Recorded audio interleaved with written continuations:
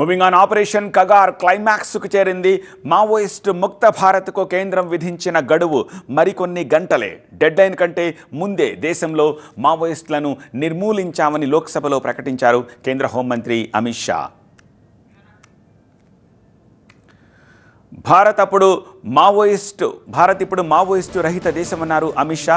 గత 2 ఏళ్లలో ఎన్కౌంటర్లలో 706 మంది మావోయిస్టులు చనిపోయారన్నారు. 2218 మందిని అరెస్ట్ చేశామన్నారు. 4839 మంది మావోయిస్టులు లొంగిపోయారన్నారు. మావోయిస్టుల కంచు కోటలను ధ్వంసం చేశామన్నారు అమిత్ షా. तेलंगाना और छत्तीसगढ़ की सीमा में 50 किलोमीटर लंबी और 37 किलोमीटर चौड़ी एक पहाड़ी है. ये पहाड़ी पर इन्होंने अपना एक परमानेंट कैंप बनाया था.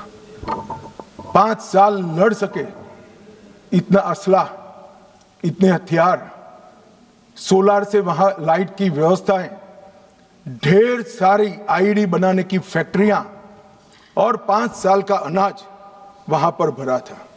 400 से 500 कैडर वहां पर एकत्रित थे. तेलंगाना और छत्तीसगढ़ की सीमा में 50 किलोमीटर लंबी और 37 किलोमीटर चौड़ी एक पहाड़ी है. జనవరి 1 కేంద్ర హోంశాఖ ఆదేశాలతోటి ఆపరేషన్ కగార్ పట్టాలెక్కింది.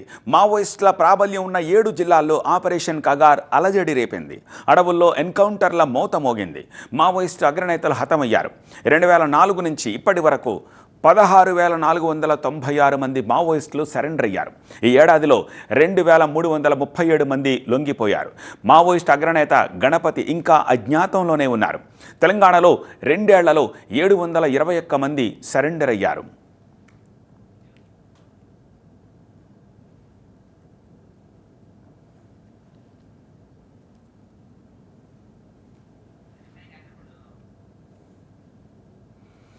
ఆపరేషన్ కగార్ అడవుల్ని జల్లెడపడితే తెలంగాణ సర్కార్ ఇచ్చిన జనజీవన స్రవంతి ఆఫర్ సరెండర్ల సంఖ్యను పెంచింది. ఈ 2 ఏళ్లలో రికార్డు స్థాయిలో 721 మంది మావోయిస్టులు సరెండర్ అయ్యారు.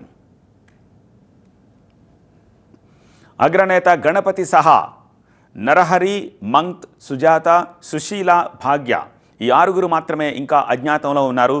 గడువులోపు సరెండర్ కావాలని ఈ 6 సూచించారు తెలంగాణ డీజీపీ శివధర్ రెడ్డి.